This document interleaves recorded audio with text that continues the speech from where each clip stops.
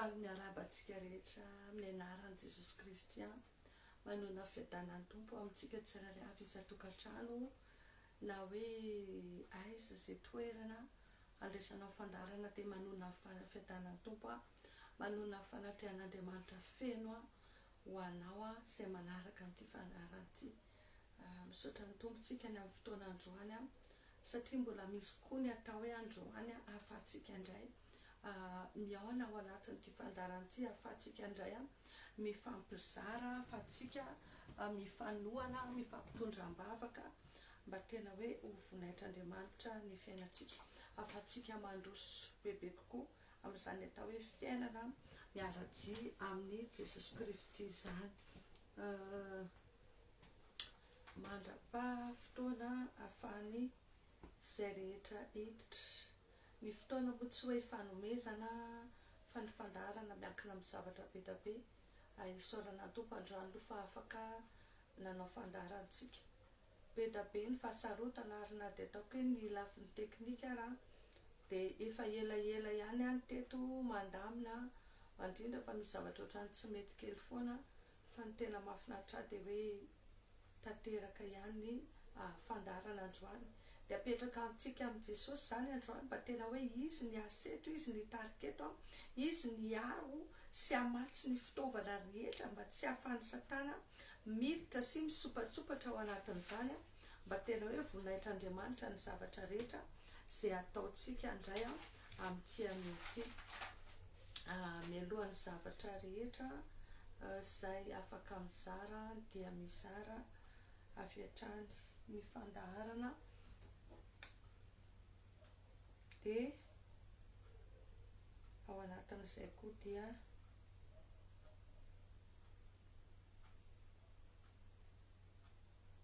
hitondram-bavaka antsika rehefa avy eo.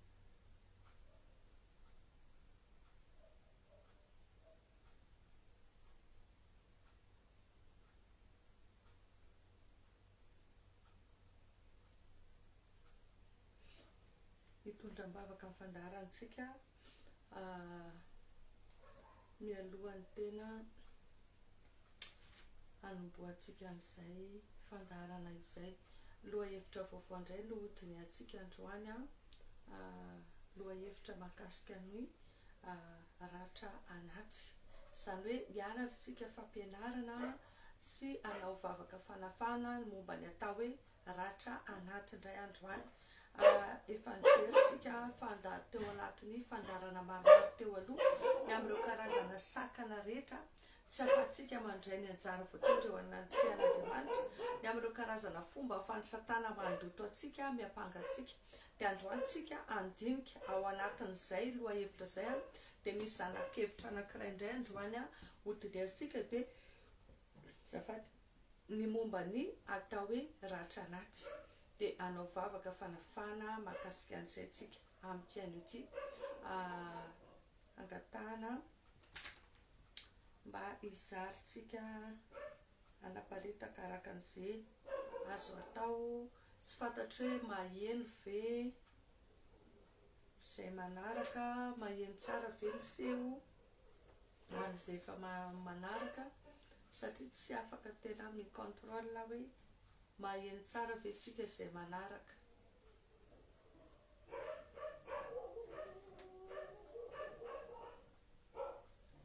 Dia tsy andriandry ela angamba antsika fa izay miditra dia manaraka fotsiny rehefa avy eo.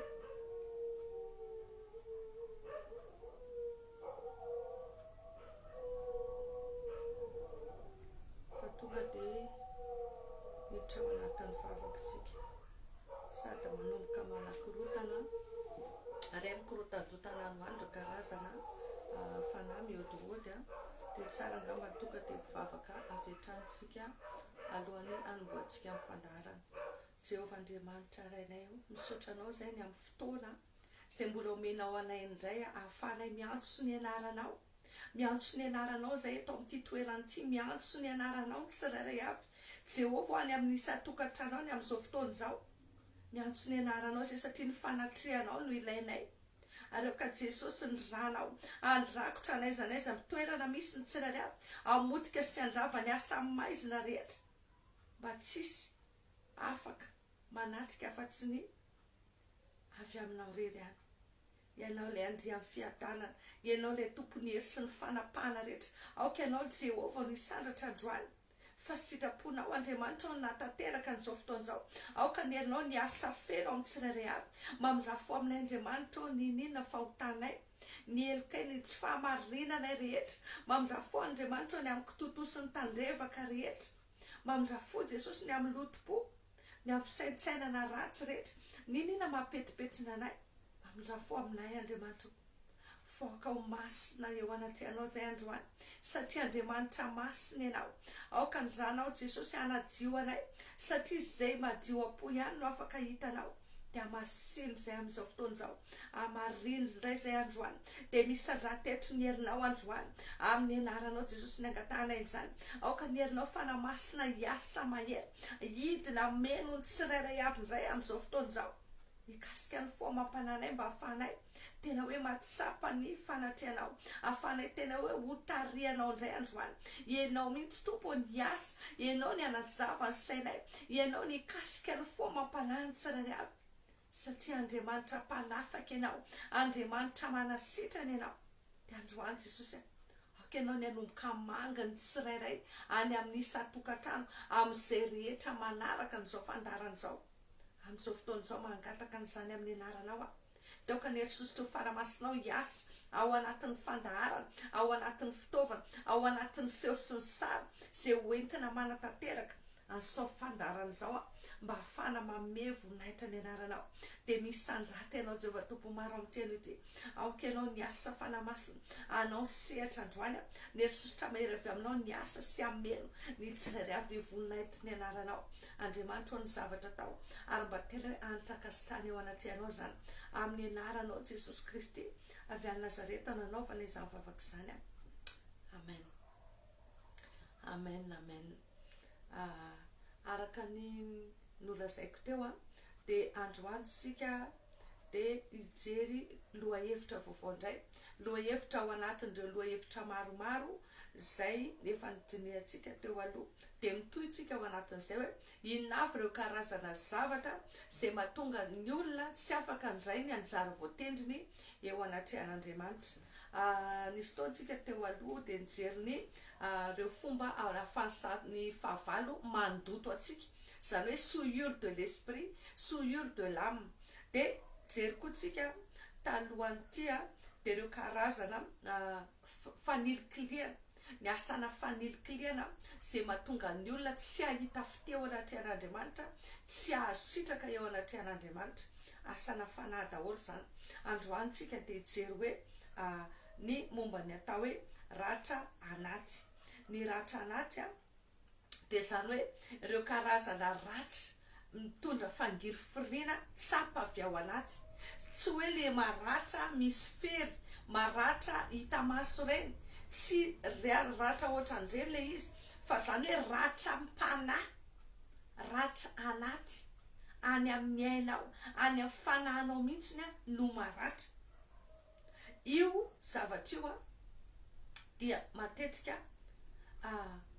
mahazo ny olona manomboka hatrany amin'ny fahazazany mihitsy dia ireo ratra anaty ireo no mahatonga ny olona tsy afaka hanana fifandraisana tsara amin'Andriamanitra. Io ratra anaty io matetika dia vokatry ny zavatra ny ainanao, ny zavatra nosedrainao, ny zavatra niatra taminao, dia lasa manefi ny toe-ponao sy ny toe-tsainao ireo dia lasa efitra mampisaraka amin'Andriamanitra. Dia momba n'izay no jerevantsika indray androany ao anatin'ity fandaharana ity. Manentana antsika mandrakariva hizara ny fandaharana arak'izay azo atao, anaparitaka satria fitoriana ny filazantsara ao anatin'ny sehatra ny vavaka fanafana, hitondra fanafana ho an'ny hafintsika, ary mba tena hoe ho vavolombelon'ny tompo ireny olona ireny rehefa avy eo voninahitra ho an'Andriamanitra irery ihany. Ao anatin'ity resaka ratra anaty ity dia hijeritsika aloha amin'ny voalohany hoe inona no antony mahatonga azy. Anisany maromaro ny antony mahatonga ny ratra anaty. Hijery antony vitsivitsy sika satria ilaitsika no mahafantatra aloha hoe inona zany tiana lazaina ao anatin'izany hoe ratra anaty zany, inona avy ny antony mahatonga azy, ohatrany ahoana ny fomba fisehony, afatsika manambara hoe reny le zavatra ampiasain'ny fahavalo mamatotra atsika, manandevo atsika, ary indrindra ahafahany mampisy elanelana atsika amin'Andriamanitra. De mila fantaritsika reny satria izy ny tenin'Andriamanitra hoe rehefa fantatrao marina de marina no manafaka anao tsy ho andevo. De zay no mahatonga atsika mianatra mandrakariva satria izy ny tenin'Andriamanitra koa hoe tsy mety raha tsy manam-pahalalana ny fanahy. De mila mianatra tsika, mila mahafantatra tsika, ahatonga atsika tsy ho fitany fahavalo mora foana, ampiroroany fahavalo mora foana, fa rehefa fantatritsika ny marina de manafaka atsika tsy ho andevo zany. Ato anatin'ny voalohany tsika de jery hoe inona avy ireo antony mahatonga ny ratra anaty ao anatin'ny olona anankiray. Voalohany indrindra aloha de ny fanelikiliana. Ny fanelikiliana efa nivalam-paratsika be tao anatin'ny fandaharana tao alohan'ity androany ity, ka raha androany ianao vao manaraka an'izao fandaharana izao de manentana anao amin'ny anaran'i Jesosy hoe jereo ny fandaharana talohan'ity androany ity de ao ianao mahita an'ireo karazana hoe ohatrany ahoana ny atao hoe fanelikiliana. Ankoatra ny fanelikiliana de anisan'ny mahatonga ny ratra-po koa de ny fandaozan'ny olona atsika. Ny fandaozan'ny olona, ny fisarahana tampoka, mety fisarahana velona io, ohatra hoe olona nisaraka tamin'ny olon-tiny, ohatra hoe ny zanaka lasa nandositra niala tao amin'ny trano ray aman-dreny, zany hoe tampoka, ohatra hoe tsy nisy fiomanana, mety misy ny homana ihany, ny sasany mety hoe narary efa nitsaboana elo zay vao maty, fa mbola tsy le foa mampanazy mbola tsy tena vonona, mbola tsy nanaiky ohatra ny fahafatesan'ny olona anankiray. De io famoizana malala, famoizana olona akaiky io io fisarahana tampoka io, zany hoe raha ho amin'ny olona hoe samby mbola velonay, de io koa de anisany mitondra ratra anaty ho an'ny olona anankiray. Ankoatra ny fisarahana de misy koa ny atao hoe fahafambaraka, ny fanalam-baraka, ny fanendrikendrehana, mety vokatry ny fankalana, mety vokatry ny fialonana, mety vokatry ny valifaty, mety vokatry ny fialonana, tsy fantatra fa be da be ny antony, fa mety misy olona tonga de hoe na nendrikendrika azy na nala baraka azy, reny zavatra reny de mitondra ratra anaty sarotra sitrana ho an'ny olona anankiray, ary reny mitarika fampotena sy faravana ho an'ny olona anankiray rehefa tsy mitandrina, rehefa tsy tena hoe miezaka miantso an'Andriamanitra anafaka ao anatin'izany. Ohatran'izany zao ny Davida mpanjaka de tena tratra ny zavatra ohatran'izany mihitsiny. Ao amin'ny Salamo 5:30 izy zao de tena miteny mihitsiny ao amin'ny Salamo 5:30 ny 1:1 de miteny mihitsy izy hoe mitsangana ny vavolombelona, mitsangana ny vavolombelona mampidi-doza hozy izy ka zay tsy fantatry no anadinany mamaly ratsy ahy ho solony soa izy ka mamoy malala ny fanahiko. Lasa mamoy malala ny fanahiny satria lasa nisy endrikendrika, mitsangana vavolombelona hozy izy mampidi-doza, de zavatra tsy fantatro izy no anadinany ohatrany hoe anendrikendrehany anahy. Davida mpanjaka ary de tratra an'izany. Fa mahafinaritra amin'ity Davida mpanjaka ty na de tratra an'ireny zavatra reny izy, nisy fotoana ny zanany lahy namajika azy, nandrobaka ny fanjakana teo an-tanany, ary io ny jerevantsika point manaraka, ny trahison, zany hoe ny fivadiam-pitokisana, ny famadiana, ny famadiana teneniko hoe tsy le famadian-drazana fa le famadiam-pitokisana, ny fitaka. Tahaka an'izay nahazo an'i Davida, zanany lahy sady nangalatra ny vadiny no nangalatra ny fitondram-panjakana, tena famadiana, fivadiam-pitokisana tena avo, ary tena naratra ny fanahiny, tena naratra ny fanahiny. fa nafinaritra taminy ny amatsy anao dia hoe na niverina foana izy, na niverina tamin'i Jesosy foana izy, na niverina tamin'Andriamanitra foana izy, à tout moment nisy zavatra nitranga teo amin'ny fiainana dia hozy izy hoe nampahery ny tenany tamin'i Jehovah Andriamanitra izy. Ary izay no tiako antomana anao androany, izay no tiako hanampiana anao androany. Be da be tsika no nandalo ratra, be da be tsika no nisedra zavatra manahirana sarotra teo amin'ny fiainantsika. Anisan'izany ny point anankiray, raha tsy laza afa-tsy reto point anankidimy reto tsika androany, izay isany mahatonga ratrapo, dia ny fadiny farany dia ny tsy fahamarinana, ny injustice, ny tsy rarina, ny fizarana amin'ny tanety, ny fiangarana. Be da be nge nitratra an'izany, be da be nge tsika misedra an'izany, na eo anivony samy mpiray-tampo, na eo anivony fianakaviana, na ao anatin'ny toeram-piasana, be da be ntsika no hiarany tsy rariny tahaka an'izany. Ary dia lasa misy ratra anaty vokatra ireny. Vokatra ireo zavatra dimy tany saiko teo dia ny fanilikiliana, ny fandaozana, ny famoizana malala sy fisarana tampoka, ny fanalam-baraka, ny famadiam-pitokisana ary ny tsy rariny. Be da be amintsika ry havana ny mitondra ratra anaty vokatra ireo zavatra ireo. Dia inona ny zavatra miseho rehefa avy eo? Ny hamantarantsika hoe maratra anaty ny olona anankiray, ny hamantarantsika ny tenantsika hoe ay tena misy ratra anaty ato anatiko ato. Dia misy karazana toetra vitsivitsy reto hozaraiko aminao, hozaraiko hoe reto ny famantarana hoe mbola misy ratra anaty ato anatiko ato, mbola misy ratra anaty ao anatin'ity olona anankiray ity. Anisan'izany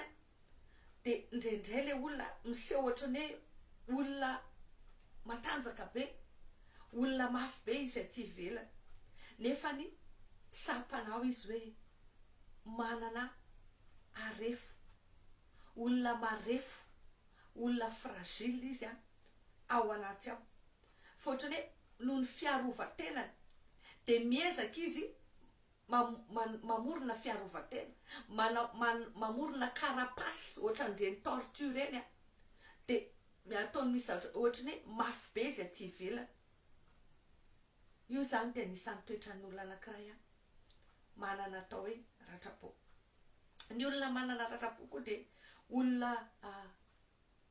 mafy be, olona mafy izy olona tia manao fiteny mandratra izy, tia mamepakeo izy ny tenitsika indraindray, ohatrany mafimafy fiteny, manitsinitsy fiteny, manao fiteny manindrona, manao fiteny mandratra. Satria ny olona anankiray tsy afaka hanome afa-tsy izay betsaka ao aminy, ratra ny be da be tao aminy. Mety anisan'ny olona ny encaissé teny mahery foana izy, fasiahana fa raha tsy toetran'olona tamin'ny androm-piainana, izay ny betsaka voatahiry ao anatiny. Dia rehefa miteny izy dia olona mandratra olona foana izy. Izay zany mbola afantarana hoe olona manana ratra anaty ny olona anankiray. Anisan'ny hamantarana ny ratra anaty koa dia ny olona tsy dia manana fatokisantena loatra, tsy dia manana fatokisantena izy ohatrany hoe olona manana fisalasalana, olona matahotra ny hoe sao dia tsy ho sahaza amin'ny toerana izay asiana azy na amin'ny olona izay rahana. Ohatrany hoe olona mety hoe sao dia tsy à la hauteur ny situation misy eo le olona. Dia indraindray olona miezaka manao zavatra mihoatra, miopampana, hoentina anaromana an'le tsy fatokisantena. Misy karazana ohatr'izay zany famantarana hoe mbola misy ratra anaty ny olona anankiray. Ny olona manana ratra anaty koa ry havana dia olona tsy manana inona moa fiainam-pitiavana mirindra, fiainam-pitiavana milamina tsara, fotrany hoe olona matahotra ho ilozan'olona zany foana, olona tratran'ny atao hoe syndrome d'abandon, ohatra matahotra izy hoe sao dia ilozan'ny olona foana, olona tratran'ny atao hoe dépendance affective ihany koa, lasa miankin-doha aman'olona foana izy, lasa miankina amin'olona ny fifaliana, miankina amin'le olona ny fiainana, satria izy olona manana ratra anaty. Ny olona manana ratra anaty koa dia matetika olona miezaka izy eo amin'ny fiarahamonina, miezaka izy manodidina fanampiana, mampiseho hoe tsara fanahy be, mampiseho hoe olona tena serviable be, zany hoe manao masika sosiala izy, manana ny atao hoe masika sosiala izy, manana saritava ara-tsosialy izy, dia io karazana toetra io toetra anankiray tena amboariny mihitsy io, hoentiny mikarakara ny olona, hoentiny maneho fitiavana ny olona, mampiseho amin'ny olona hoe tena olona tsara fanahy izy, tena olona mahafinaritra izy, satria izy mila fitiavana amin'olona. Dia ohatrany hoe miezaka manao izay afinaritra ny olona izy,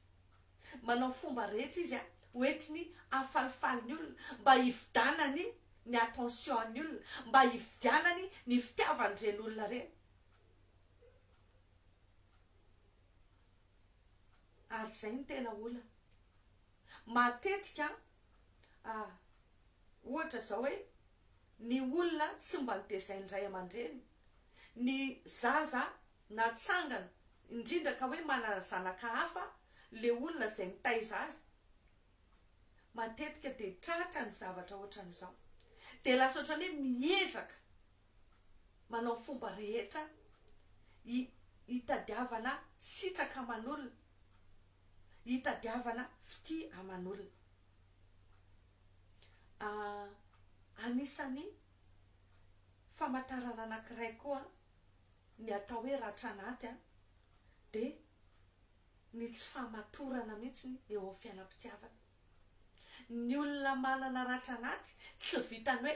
instable foana ny fiainam-pitiavana, satria izy matahotra ilozan'ny olona, araka an'ilay teneniko teo hoe syndrome d'abandon, hozy izy ny terme psychologique. Fa ankoatran'izay dia zao ohatrany hoe lasa zaza lava zany izy,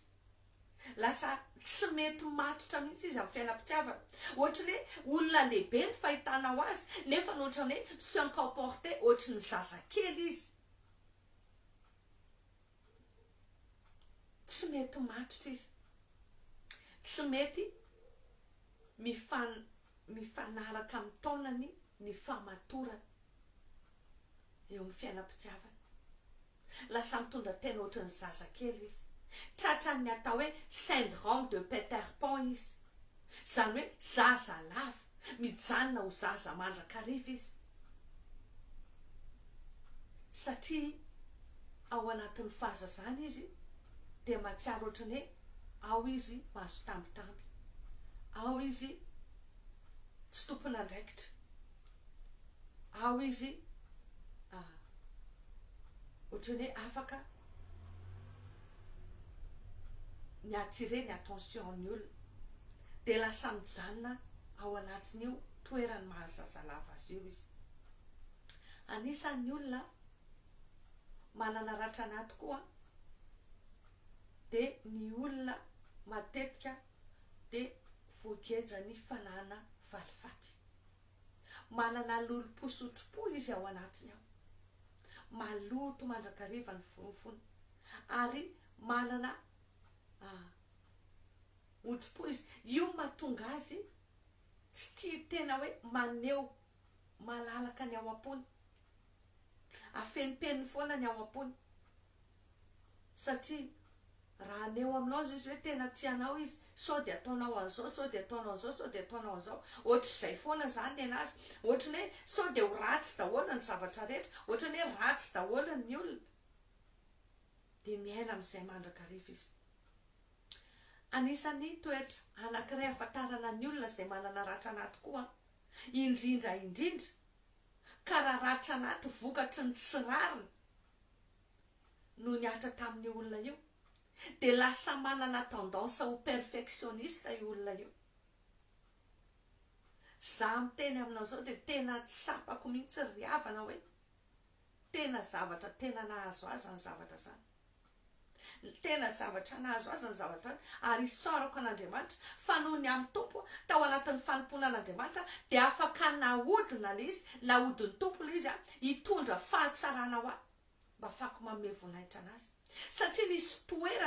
toeram-piasana anankiray izay nesako dia tsy mba nahazo fankasitrahana mihitsy fa nenjehana foana tena hoe misy zavatra tena tsy rariny be da be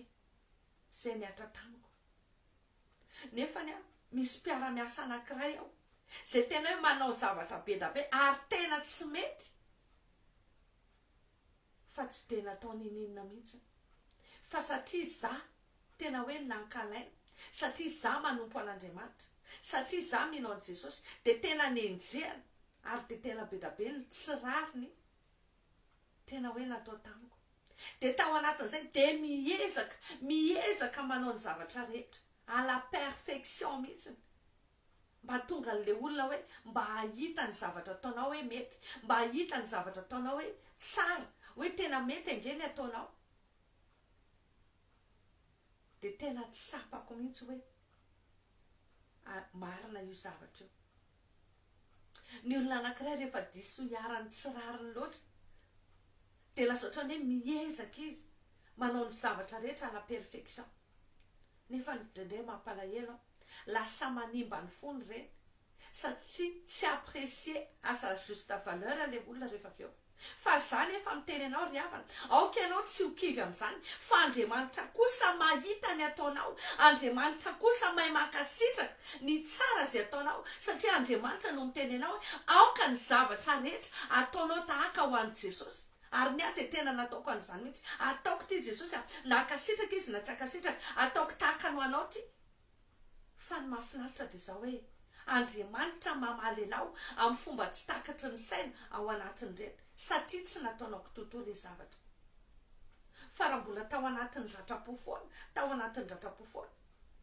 dia tsy afaka tao anatin'ireny zay mahatonga tena te hanampy anao androany raha nisan'ny olona tratrany atao hoe ratrapontsika dia aokontsika tsy hanaika an'izany intsony androany mila afaka za sy ianao satria hozy izy ny ten'Andriamanitra hoe raha ny zanaka no manafaka dia afaka tokoa isika. Ny anisany toetra anankiray farany tsy exhaustive reto ozy izy mety mbola misy be da be afatsika mijery fa vitsivitsy reto satria ny fotoana voafetra ao anatin'izao fandarana izao tsika mbola hitohy vavaka rehefa avy eo fa entiko mampafantatra atsika amin'ny ambangovango fotsiny momba ny atao hoe ratrapo dia ny toetra anankiray koa ahafantarana ny olona manana ratrapo dia tia mifehy tia hoe contrôleny daholo ny zavatra rehetrarehetra indrindra raha ratrapo vokatry ny fivadiam-pitokisana hoe nisy olona namitaka azy efa nisy olona namotsitra efa nisy olona namadika azy dia noho izay ratrapo zay noho izay vatra ny ainany zay dia io olona io satriny sous contrôle ny daholo ny zavatra rehetrarehetra izy daholo ny tia ny fe ny zavatra rehetrarehetra dia olona entitra izy olona mitaky zavatra be da be izy satria noho le ratra noho le mauvaise expérience vécue an'io olona io dia manatonga azy ohatrany hoe ho mailo dia lasa tia ny fehezina daholo ny rehetrarehetra dia io ratra anaty ao anatiny io mahatonga anazy tsy ny fiainany ihany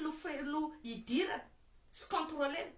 fa hidirany daholo fiainany zanany hidirany fiainany vinantro ny hidirany fidiram-bolan'olona ry hidirany ny momba ny alina ry hidikidirany daholo ary satriny ho fehezina lasa mivona le izy indraindray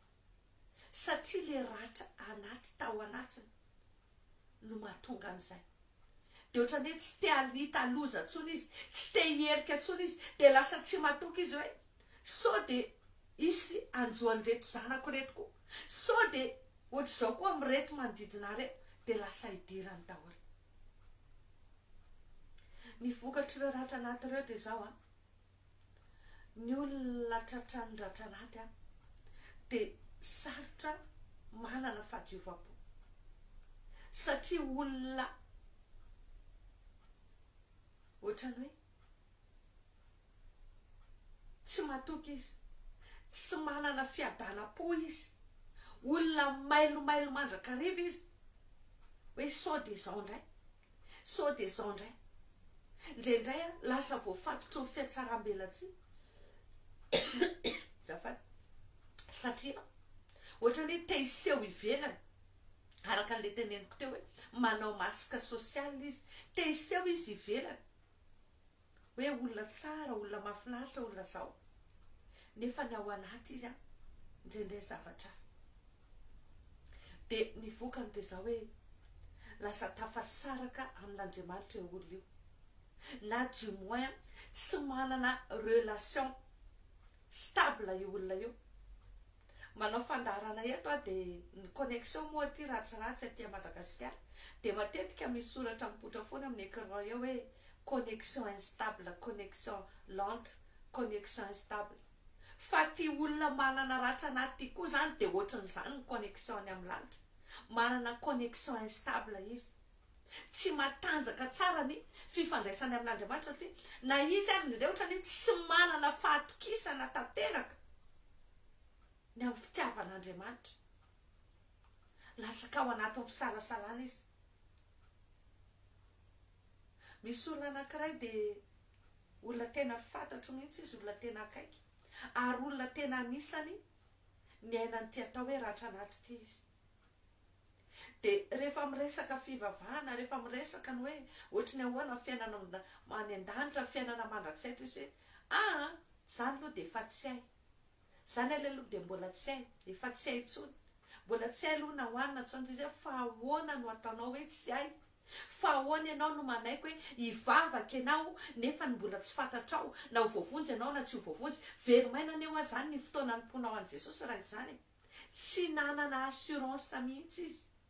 fa de nanao fotsiny izy de nivavaka fotsiny fa teo any nanomboka nampianatra azy hoe rehefa mivavaka ianao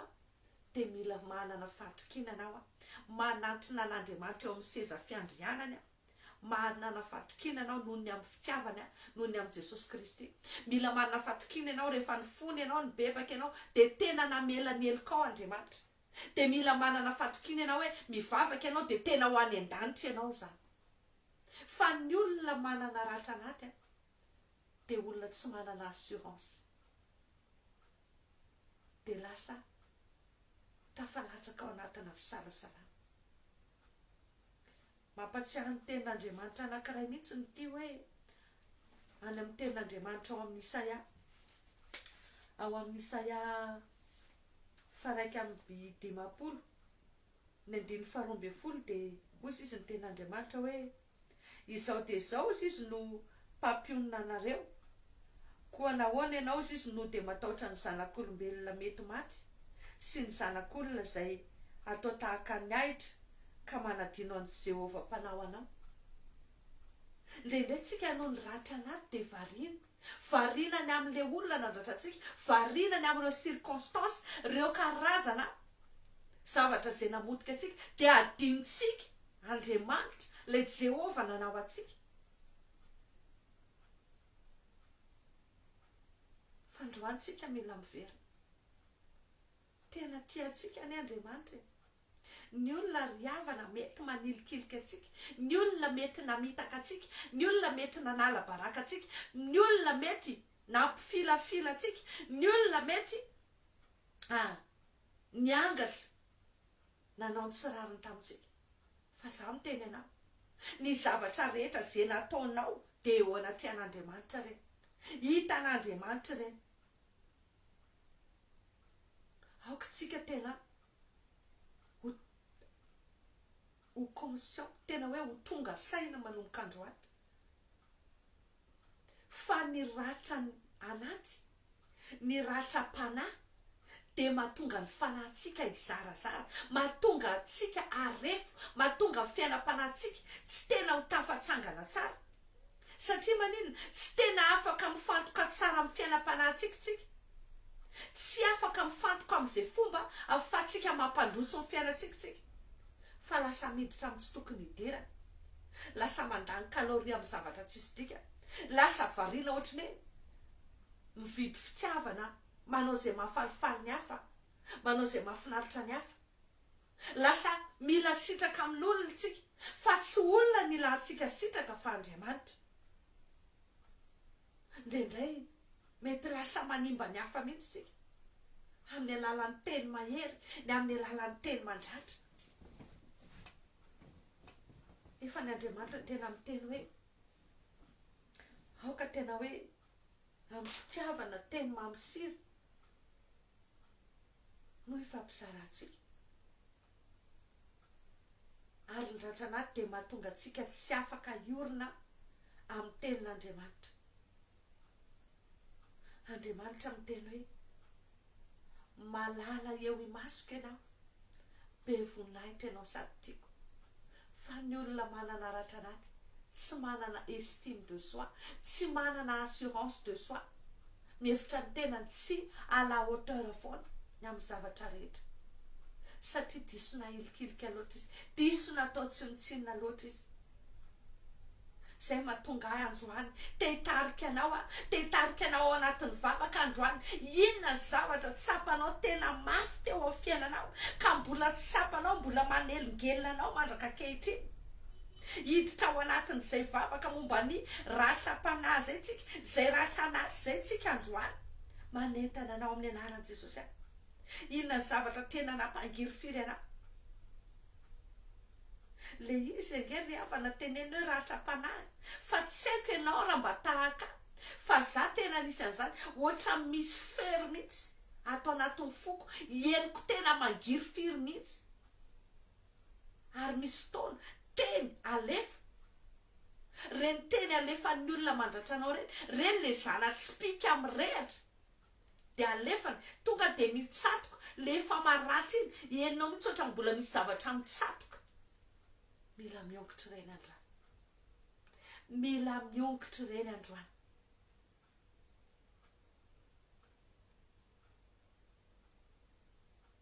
Marina fa tsy hoe tahaka ny séance any amin'ireny psychologue reny no ataotsika eto, fa za kosa tena miteny anao, mila tena tantaraina ao amin'i Jesosy androany. Inona ny tena tsy zakanao, inona ny atra teo amin'ny fiainanao mety manamarika anao mandrak'androany, inona ireo zavatra mbola tsy levony vavoninao mihitsy mandrak'androany ary tsaronao foana ny ahafantaranao hoe mbola tsy libere amin'iny ianao rehefa resahana le zavatra, de mbola misy malaizy any anatinao any, mbola misy alahelo any, mbola matezitra anao le izy. Ary indrindra mbola ao reo sasatsasany amin'ireo toetra ny teneniko reo. Enteo anatrehan'Andriamanitra fonao androany, ekeo androany hoe misy zavatra mbola tsy milamina any anatinao raha nisan'ireo voakasika an'ireo zavatra reo ianao, teteo anatrehan' Jesosy reny androany, tantarao amin'i Jesosy inona ny problemanao, inona ny tsy rary ny ainanao. Mety misy amin'ireo olona zay manaraka an'izao fantaran'izao, mety hoe ny olona akaiky azy, ny avany akaiky, ny rainy na ny rainy na ny anadany, ny violé anazy.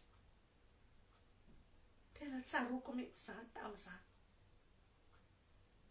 rehefa nanao pratika zay tany am-pianarana any amin'ny resaka séance na psychologie, fa samy tantara ny zavatra tena nandratra azy ny tsirairay avy, fa teo ny nahafantarako hoe kay tsy zarery ny aran'ny zavatra tena mafy teo amin'ny fiainako, fa be da be ny olona tena hoe victime ny atao hoe ratra anaty, ary ny olona izay mifanakaiky amiko koa mpiasa amin'ny pharmacie voisinina anay ahy dia niteny mihitsy satria be da be ny aretina gripa amin'izao dia ozy izy hoe hatramin'izay ozy izy madame lalao dia ny fanafodina tension sy reny karazana aretim-po, reny karazana cholestérol, reny no laharana voalohany, reny karazana fanafody izay ho an'ny olona mandra-pahafatiny reny ozy izy no mitazona ny lahara voalohany hatramin'izay chiffre d'affaires tao aminay fa amin'izao dia lasa gripa ny be da be fa ny tiako tenena tena gaga hoe be da be ny marary ao fiarahamonina, be da be ny reraky ny fiainana, be da be no milanja zioga tsy fidiny no ny ratra anaty fa androany mila afaka ianao, mila avoakanao reny androany amin'ny anara Jesosy abray eo anatrehany, loary eo anatrehany fonareo ozy izy ny teniny androany avoay daholy inona ny zavatra tena tsy zakanao manomboka tany sao reny androany ianao malala ny reny fa tsy za izay mitarika ny vavaka amin'izao fotoana izao inona ny tena tsy zakanao matsiaro tsiraro ny venao tamin'ny fomba nitondrany mpampiasanao na tsiaro venao hoe na ilikiliky ny olontianao nisy namoy malala mbola tsy sitrana ny ratra noho ny fisarahana manaina tampoka hatramin'izao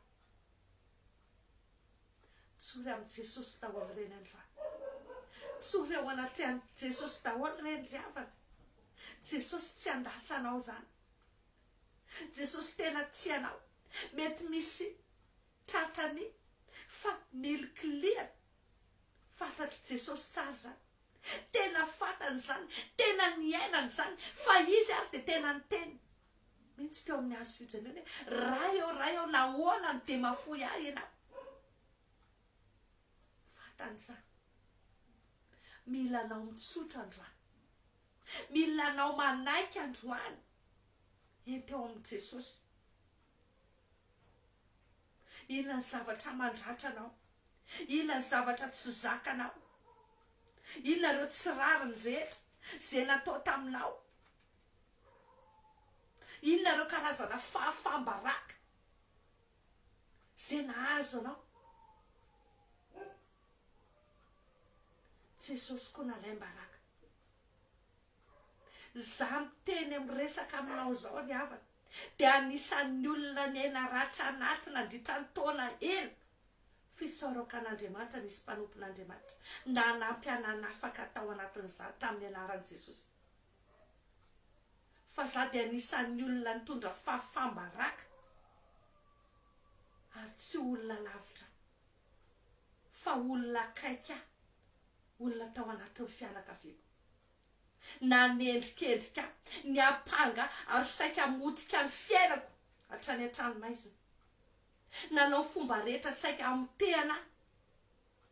fa na polisy na polisiana mba hikapoka ampahory ampijaly aho zary mba gaga hoe naniry tsara daholo ihany ny oako fa reto ary dia niendaka raha fotsiny tamin'izany nefa ny zavatra tsy nisy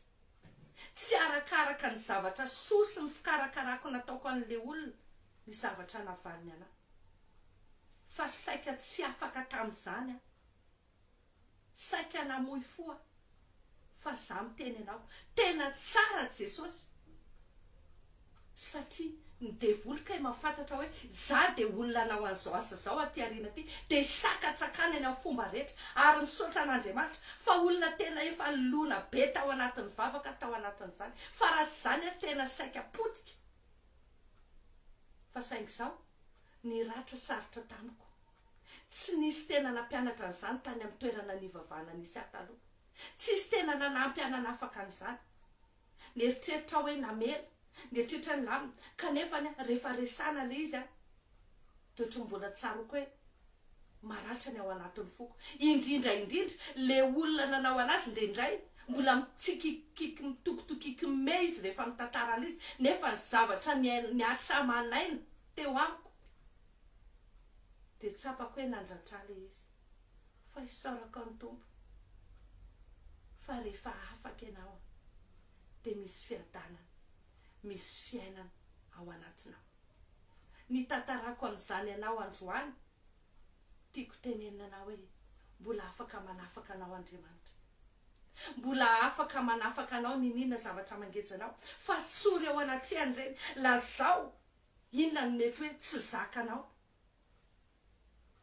Dia androany manomboka teneny raha Jesosy anadio anao. Dia teneny mihitsy hoe Jesosy androany, tena vereny zany teneny androany Jesosy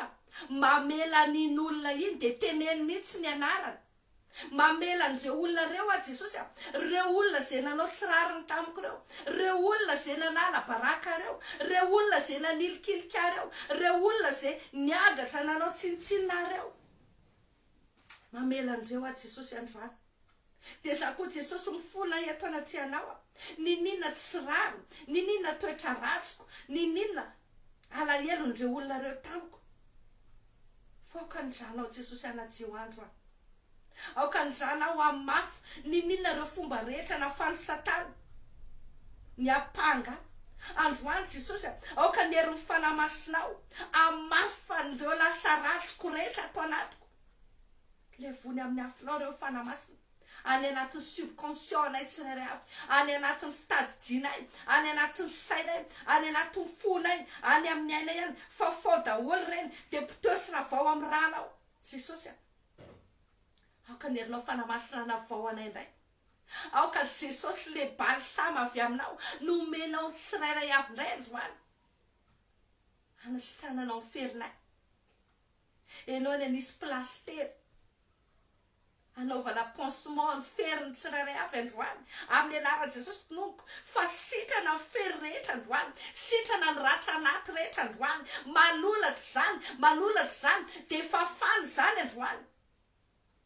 amin'ny anarany Jesosy.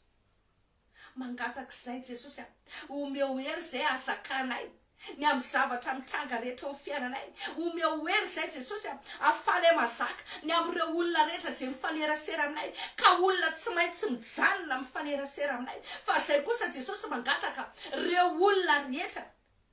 zay ampiasain'ny Satana hitondra alahelo, hitondra ratra-po, andoto ny fonay, hitondra fanafitoenana, lolo-posotro-po. Androany roay ireny Jesosy esory amin'ny fiainanay ireny, ongoto daholo ireo karazana olona rehetra zay nampiasain'ny Satana, ireo olona zay nataon'ny Satana fitaovana na omby mitondra fampitriana sy faravana teo amin'ny fiainan'ny tsirairay avy. Androany Jesosy ongoto ireo karazana fanana valifaty any anatinay any, ireo fanantsy famelan-keloka rehetra, ongoto Jesosy. Tena za tena miteny anao ny afana, tena teneny mihitsy zany, tena ongoto lavo mihitsy ny fanantsy famelan-keloka. Nisy taona izay nanao asan'Andriamanitra, vehivavy anankiray efa marary mafy eo ambony fandriana, efa tsy natsangana andro maromaro, tena olona nanana ratra anaty, nanana problème tamin'ny rainy niteraka azy, tena problème goavana, ary niteny izy hoe za dia tsy amela an'io tsony mihitsy mandra-pahafatiko, ary niziriziry tamin'izay heviny izy. Rehefa nanomboka nampianatra dia nanomboka nandresy lahatra, dia efa manomboka tady ho resy lahatra izy, fa mbola misy fanahy miziriziry ao anatiny. Rehefa asaina mamerina vavaka izy dia omileo mamela, tsy mety mamela, tsy mety miteny izy, fa ndroana le fanahy tsy famelan-keloka, ndroana le fanahy valifaty lolo-posotro-po na fatra, ndroana mihitsy aloha zay izy vonety namerina an'le vavaka. Efa lasa nisy fanahy nangeja azy tao anatin'ny fony, miteny anao androany, roainy dia voly fahavalonareo dia andositanareo izy, aza manaiky itoerandreny ianao, fa tempolin'Andriamanitra ny tenanao. Dia tokony fanamasin'Andriamanitra no amenanao roay ny fanantsy famelan-keloko, roay ireo karazana fanahy lolo-posonotro-po, ny ratra-po sy ny alahelo rehetra, ongoto ireo karazana faka mangidy rehetra zay nangejanao hatramin'izay, amin'ny anaran'i Jesosy miala daholo ireo karazana sarotsarona rehetra, fiatsaram-belatsihy, fisehosehoana ivelany ilana fitiaman'olona miala daholo reny amin'ny anaran'i Jesosy, miala daholo ireo karazana fefy rehetra zay navoleny Satana any anatin'ny saina, any anatin'ny fony tsirairay avy amin'ny anaran'i Jesosy. Mahatonga ny olona tsy hanana fahasahina, mahatonga ny olona tsy afaka hiaina malalaka, mahatonga ny olona hiankin-doha, mahatonga ny olona tratrany dépendance affective. Androany potika sy ravo zany amin'ny anaran'i Jesosy Kristy avy Nazareta. Miala daholo ireo fovato rehetra ireo androany amin'ny anaran'i Jesosy. Torotoroana daholo ireo, torotoroko amin'ny anaran'i Jesosy Kristy avy Nazareta ny fovato rehetra.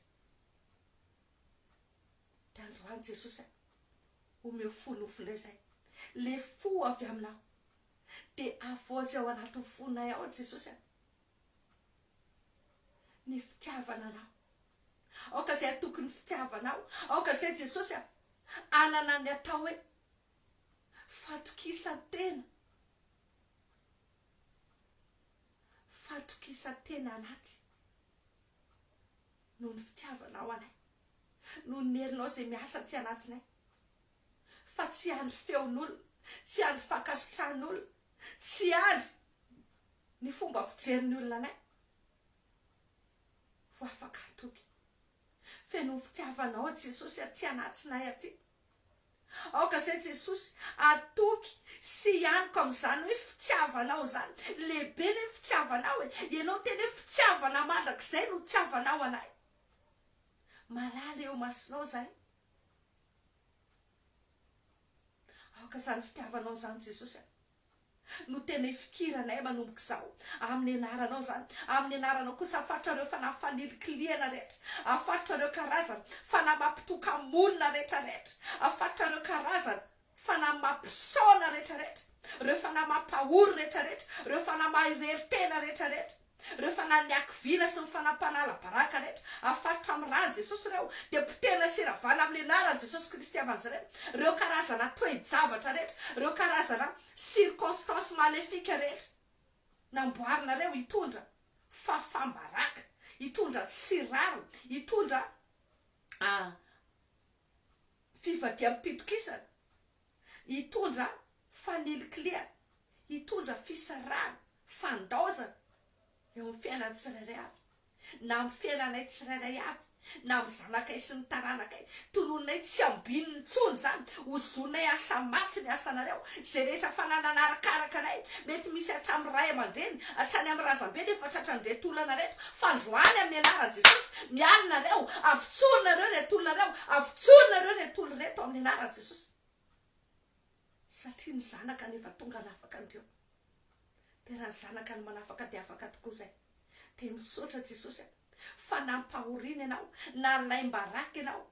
nozonina ianao, mba tonga anay ahita fity, atonga anay andray fiainana, atonga anay ho feno voninahitra. Androany amin'ny anaran'i Jesosy afatra ireo fanapana rarotra rehetra no ireo toe-javatra nisy teo fiainanay ireo, nitondra blocage teo amin'ny fiainanay, nangalatra ny anjara voatendrinay, nisy loky nampifanakana ny anjara tandrefy,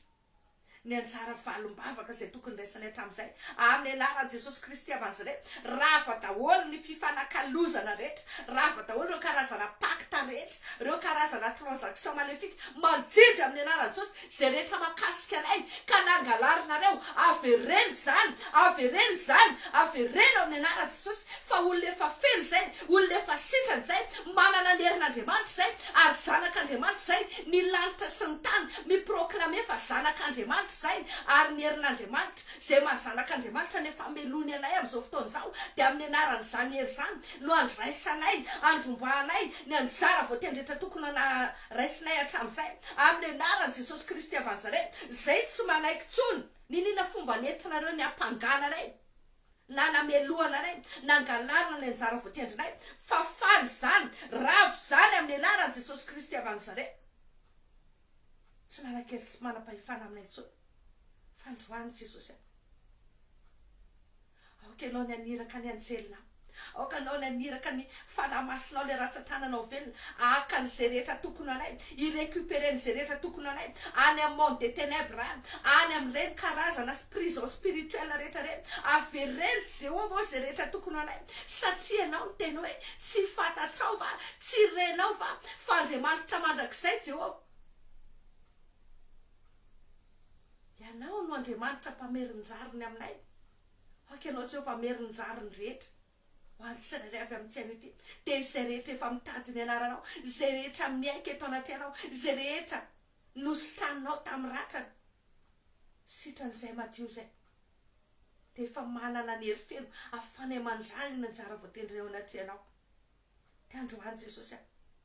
mangataka aoka ny herisosotro fanamasinao ameno ny tsirairay avy indray ianao ny ampahita fitianay Jesosy ianao ny amme fifaliana hosolony amama ozy izy ianao ireo izay mbola tavela tao anatiny deuil tao anatin'ny fisaonana va ao reny Jesosy omeo fofo ravoravony reny no ny fanantenana satria mandalo ny eto ambonin'ny tany Jesosy tsisy hijanona eto mandrakizay fa mbola eo naratrizay rehefa tonga ny eny amin'ny raha ony lanitra voleo fanantenana tsy anatinay aoka ny teninao Jesosy Kristy ny toetra betsaka tsy anatinay afanay mitoky amin'ny teninao afanay manana fiadanam-po satria ny teninao no maharitra mandrakizay mba tsy ny tenin'ny olona tsy ny teny mandratradratra tsy ny teny alefalefan'ny olona foana no inonay Jesosy manomboka androany fa mampianaranay fikitra amin'ny teninao satria ny teninao izy ianao dia alefanao mba hanasitrana anay aina ho an'ny mahazo azy zany izy ianao ary fahasalamana ho an'ny nofon-drehetra dia aoka ny teninao Jesosy toetra ty anatinay dia raisiko ny tenanay androany raiso ny momba anay rehetra dia feheza miranao fisainanay ny fieritreretanay ny fitadidianay ny fonay fitseponay sy finiavanay Jesosy mba tsy renireny foana mba tsy hisaintsaina ny lasa na tsy aro ny talontsony satria efa manomboka manao zava-baovao amin'ny fiainanay ianao androany dia misandata indray ianao Jehovah Tompomaro manomboka amin'ny tian'io ty amin'ny anarany Jesosy misaotra fa ny herisosotro ny fanamasinao no miasa amin'ny fiainanay dia mampahita fitianay ianao manavaka anay ianao manome fiantrananay ianao miantra anay ianao no misy tao izay miasa aminay ary mampitafonnahitra sy fahasoavana anay ihany koa ka dia mankasitraka tompony amin'ny asa mahagaga rehetra zay ataonao fiainany tsirairay avy misaotra tompo amin'ny anaran'i Jesosy fa izay rehetra androanay sy ny lavinay kosa didina tsy miverina tso mandrakizay amin'ny anaran'i Jesosy izay rehetra nytapanay tsy mitohitsony amin'ny anaran'i Jesosy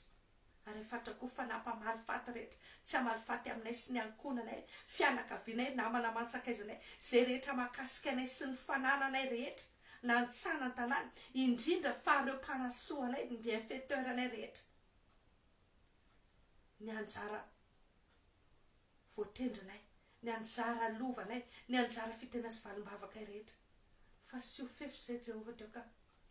ny vonina etrao andrakotra anay tsirairay avy tetehirizao ambany elanao tsirairay avy Jesosy aoka tena hoe faly avanja tahaka ny zanak'omby nafaraka ny tenao ny tsirairay avy manomboka androany anana fifaliana anana fahatokena fa Andriamanitra mandrakizay ianao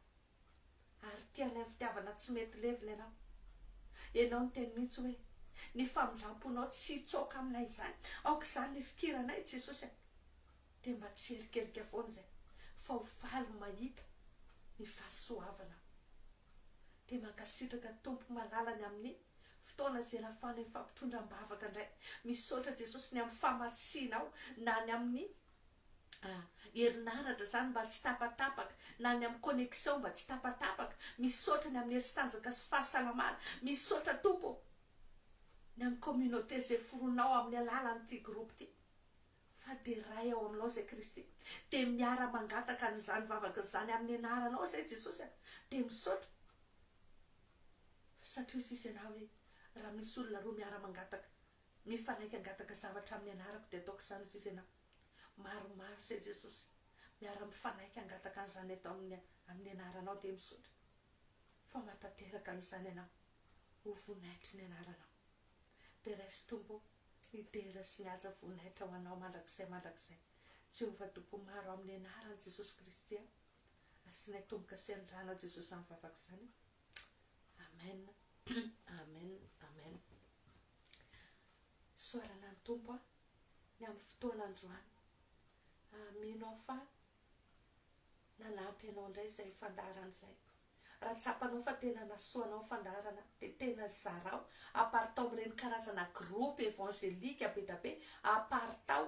aparitaka ao amin'ilay olona mety hoe namantsika par messenger fa be da be any anatin'ireny groupe isan-karazany ireny mila mahafantatra ny fahamarinany asan'Andriamanitra mba tena hoe hisy vokany eo fiainantsika izany atao hoe fanafahana izany ho voninahitran'Andriamanitra rery aby. Dia mankasitraka anao koa nanaraka ny fandaharana ny Tompo mba sy tantana, ny Tompo ampahita fitià Jesosy hanokatra ny lalana rehetra izay narendra Satana teo amin'ny fiainanao Jehovah Andriamanitra melo lalana anao handravina amin'ny fotoantoana rehetra hitarika anao ny amin'ny lalana izay tsy mbola fantatrao anie izy ary izy ny ampahelatra amin'ny masom-panahinao manomboka androany ho tahiny ianao ho lehilahy mahery sy vehivavy mahery ianao handresy ny rehetra nanany fahavalo ianao ary tsy hifararemotra ny amin'izay rehetra asany ratsy intsony ianao manomboka androany satria fanahy mahery ny ao anatinao fa tsy fanahozy fanjakana tsy azo amporoana izany intsony ao anatinao amin'ny anaran'i Jesosy ilay mampahery ianao dia manoatra no mipandresy ianao. Rary so indrindra Tompoka manona fiadanana Tompo antsika rehetra manome fotoana antsika amin'ny manaraka indray. Rary so daholo.